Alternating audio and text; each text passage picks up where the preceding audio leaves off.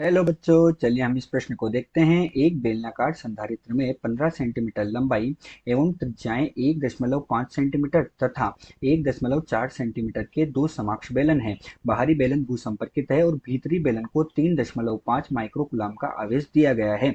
निकाय की धारिता और बेलन का विभव जो है वो ज्ञात कीजिए और अंतः प्रभाव की आप उपेक्षा कर सकते हैं, अर्थात सिरों पर क्षेत्र के प्रभाव की आप उपेक्षा कर सकते हैं। तो चलिए बच्चों, हम सर्वप्रथम इस प्रश्न की जो मुख्य अवधारणा है उस मुख्य अवधारणा पर चर्चा करते हैं। तो उसके लिए हम यहाँ पर क्या लिखने जा रहे हैं बच्चों? हम उसके लिए यहाँ पर लिखने जा रहे हैं मुख्य अवधारणा। तो हमारे पास मुख्य अवधारणा में हम चर्चा करते हैं कि हमारे पास क्या है, एक बेलन है।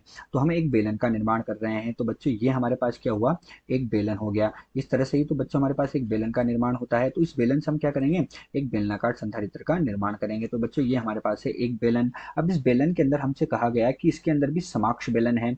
तो ये हमारे बेलन के अंदर हमने क्या किया, एक और बेलन का निर्माण किया। तो ये बेलन के अंदर जब एक बेलन होगा तो ये क्या कहलाएंगे, समकक्ष बेलन कहलाते हैं।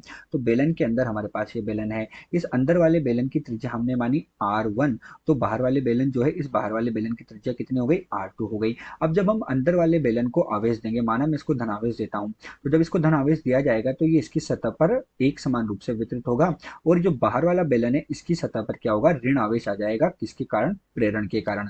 किसके कारण बच्चों, प्रेरण के कारण। तो ये हमारे पास क्या कहलाएगा, एक बेलनाकार संधारित्र कहलाएगा। यही हमारे पास इस प्रश्न की मुख्य अवधारणा है। अब मुख्य अवधारणा के पश्चात हम देखते हैं कि हमें प्रश्न में क्या क्या दिया हुआ है। तो बच्चों हमें प्रश्न में क्या दिया है, बेलनाकार संधारित्र की लंबाई दी है कितनी, एल बराबर हमें दिया है 15 सेंटीमीटर। 15 सेंटीमीटर अर्थात हमारे पास कितना हो जाएगा, 0.15 मीटर के बराबर हो जाएगा।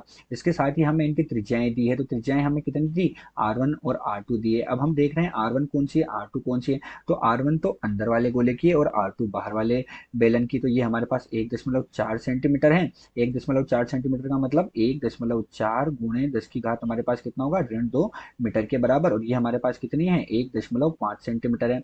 और 1.5 सेंटीमीटर का मतलब क्या हुआ, 1.5 गुणे 10 की घात ऋण 2 मीटर के बराबर ये होगी। इसके साथ ही हमें आवेश दिया। तो Q1 हमें अंदर वाले गोले पर दिया, बाहर वाला हमारे पास कैसा है, बाहर वाला तो हमारे पास बच्चों भूसंपर्कित है। तो अंदर वाले पर हमें आवेश दिया। तो अंदर वाले पर हमारे पास आवेश कितना है, 3.5 माइक्रोकुलाम का आवेश दिया गया है। अर्थात हमारे पास कितना हो जाएगा, 3.5 गुणे 10 की घात ऋण 6 कुलाम के बराबर होगा।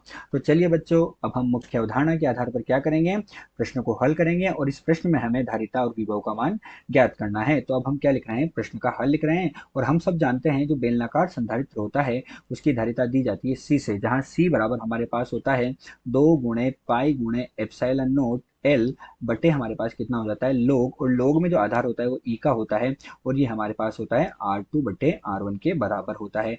जहां हम सब देख रहे हैं कि L तो क्या है हमारे पास, L तो हमारे पास इसकी क्या हो गई, लंबाई हो गई। और R1 और R2 हमने अभी देखा ऊपर मुख्य उदाहरण की हमारे पास क्या है, R1 और R2 जो है हमारे पास वो क्या होती है, R1 और R2 जो होती है वो हमारे पास क्या होती है बच्चों, त्रिज्याएं होती है। तो R1 और R2 त्रिज्याएं हो गई। अब बच्चों हम इन सबका मान हमारे पास है, लेकिन हम क्या करेंगे, जो लोग का आधार हमारे पास ई है उसे किस में बदलेंगे, 10 में बदलेंगे। तो 2 गुणा पाई गुणा एप्सिलॉन नॉट बटे एल। और हमारे पास इसका मान कितना हो जाएगा, लोग ये हमारे पास कितना हो जाएगा 10। और ये हमारे पास होगा R2 बटे R1। लेकिन ये लोग 10 कब होगा, जब हम इसे किससे गुणा करेंगे, 2.303 से जब हम इसे गुणा करेंगे तो ये हमारे पास लोग 10 में बदल जाएगा। ठीक है बच्चों, अब इन सबका मान हमें दिया है। तो इनका मान हमें दिया है तो इनका मान रख रहे हैं हम। तो 2 गुणे 3.14, ये तो पाई हो गया। एप्सिलॉन नोट का मान हमारे पास कितना होता है बच्चों, 8.85 गुणे 10 की घात ऋण 12। एल का मान हमें दिया है 0.15 के बराबर होगा। ठीक है बच्चों, ये तो हमने रखा ऊपर वाला मान। अब जब हम इसमें नीचे वाला मान रखेंगे तो नीचे वाला मान कितना है, 2.303 तो हमारे पास है बच्चों। यहाँ पर लोग है और लोग कितना है, 10 है। अब हमारे पास कितना है, R2 बटे R1। तो इनका मान है 1.5 गुणे 10 की घात ऋण 2। और हमारे पास नीचे कितना है, 1.4 गुणे 10 की घात ऋण 2। जब हम इसे हल करेंगे तो हमें धारिता का मान प्राप्त होगा। और धारिता का मान हमारे पास कितना आएगा बच्चों, 1.21 गुणे 10 की घात ऋण 10 कितना होगा बच्चों, 10 की घात ऋण 10 फेरड के बराबर हमें इसकी धारिता का मान प्राप्त होगा। तो इसकी धारिता का मान तो हमने निकाल लिया।